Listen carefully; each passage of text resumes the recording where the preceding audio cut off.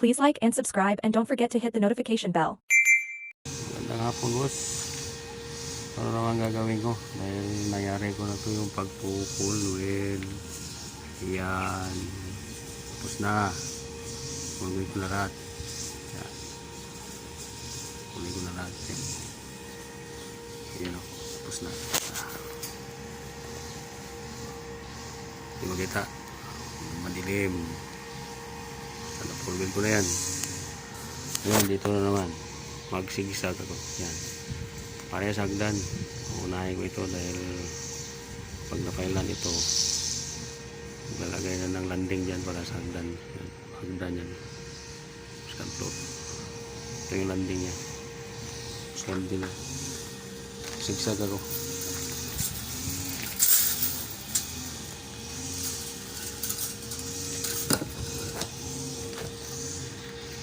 Simple lang. Simple lang mapagsisigsak. Pagsisigsak lang. Ito yung gamit ko dahil gano'n ko magpupulwin eh. Kasi yung isang mas sa kabal yun sa hahawak pa ako tapos nilinding kabal. Ito na gamit ko.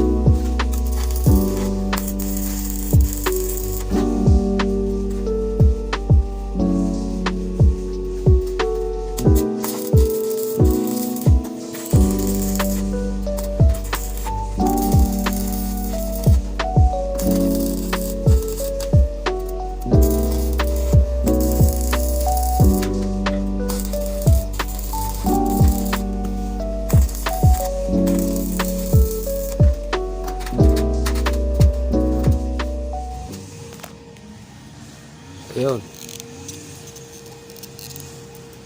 Kulang pa yan, pupunin niya. Sa vertical naman, ito. Ginagamit yan, kundi 9mm, 8mm, yung iba nga 6mm, makakamura, kakatipid. Yan. Sa vertical ito, pag sa gilid yan, para may pagkakapitan yung, yan, pag magbuhos may kakapitan. Pag dito naman, ito rin gagawin yan. Yan. Yan, ganyan gagawin. Medyo malabo. Yan. Yan. Ganyan ang gagawin pagka I-beam mga tatayo mo. Kailangan may mga nakapit sa gilid yan. Ganyan. Gilid yan yan. Wala doon sa baba. Pagka may bubuhusan, pagka bubuhusan, may kakapitan yung siminto. Diba? Kahit ano lang gagawin. Yan ang trabaho ng construction technician. Kahit ano. Basta pagkakitaan. Tapos sweldo tayo. Pagka wala nang gagawin, magpapile, maluplak.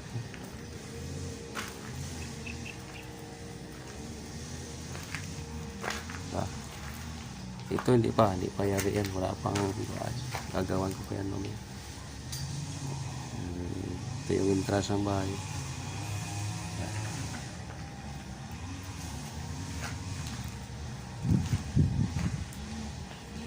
Kilala sa kakapit. Hindi mo kakapit. Mamaya pag nangyari yan, doon tayo sa canopy. Yan. Lagay tayo ng canopy dyan. Mag-isapin ako rito. Ayan ang patungan ko. Mga improvise patungan. Kailangan di ka malaglag, pwede na.